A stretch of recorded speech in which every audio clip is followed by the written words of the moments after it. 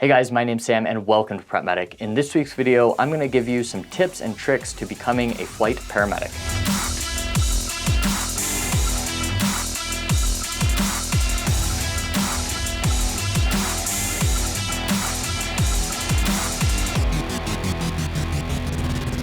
One of the most common questions I get on my channel is how do I become a flight paramedic? So in this video, I'm going to try to answer those questions and give you the advice from my perspective. Now, this is not universal advice. This doesn't mean this is the case everywhere. This is just my experience. So take everything with a grain of salt. For context, we are talking about United States critical care medical aircraft. So I'm not talking about military flight paramedics. I'm not talking about search and rescue aircraft that have hoists on them. I'm talking about an aircraft that runs 911 scene response, and they also run critical care transfers. So usually these aircraft are staffed with a paramedic or a nurse. Sometimes you'll see paramedic, and sometimes you'll see nurse, or nurse physician. So it kind of depends on your region, but I'm talking about the medic side of that because that's the only side I have experience in. Getting the obvious out of the way first, you have to be a paramedic. So there is no special coursework that you go through directly into flight paramedicine. It's not like you're picking between ground and flights. Everybody's going to start on the ground. So you get your EMT certification, and then you get your paramedic certification, and accredited flight agencies, so with CAIMS, that's the National Accreditation Agency, you're going to need a minimum of 3 years at a busy 911 service.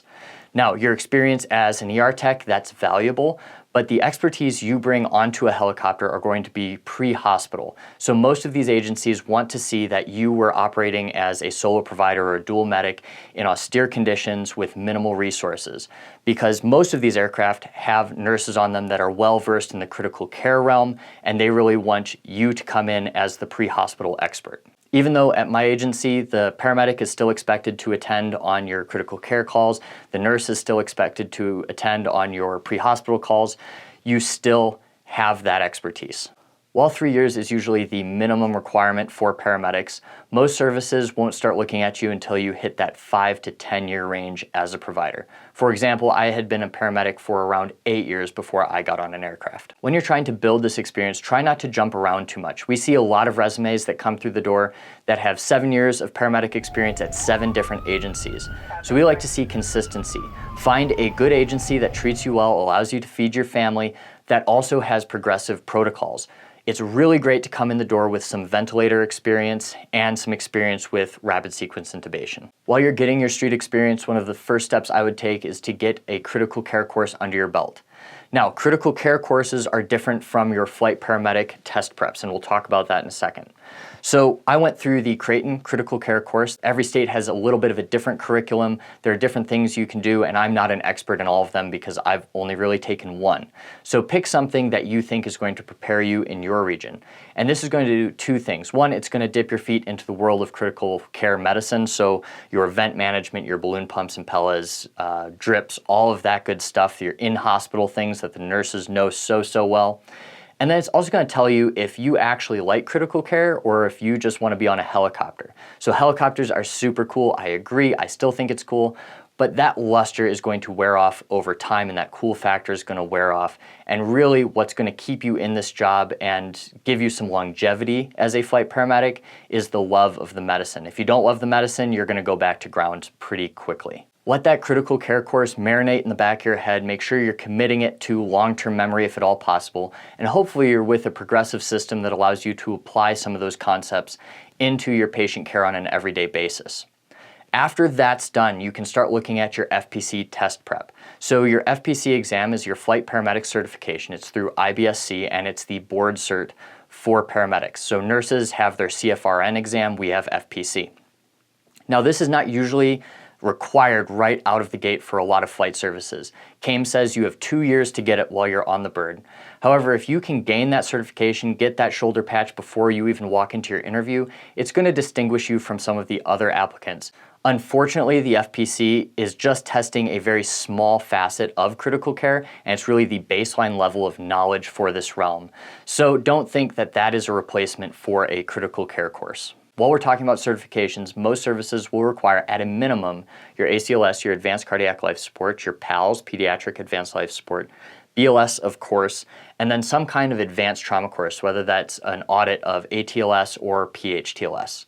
Now, bachelor's degrees, while they're not usually required, it's usually a preferred certification. It just shows a little bit more commitment into the field of EMS. While these certifications and courses are all super important, the other thing you need is relationships within HEMS. So every aircraft can be staffed with about 7 to 8 providers for nurses and paramedics. There aren't a lot of slots available. It's really great if you know people at certain bases. Number one, they can start prepping you for the interview process. They can help you study for an exam or help run through scenarios, you name it. And they can put in a good word for you. So oftentimes the start of these hiring conversations is my boss coming to me saying, hey, we got an application from this person, do you know them? And if I do, I'll tell them my opinion on them. Now that's not going to get them hired, that's not going to get them necessarily thrown out, but it is a shoe in your favor, or it might go against you if somebody has a bad experience. So having those relationships can't be underestimated. The other aspect of that relationship building is we are not looking for somebody that knows every little thing about medicine, EMS, can interpret that EKG from 5 miles away. We're looking for somebody that's a good fit for the team. We can train medicine, we can't train attitude, and we can't train cohesion.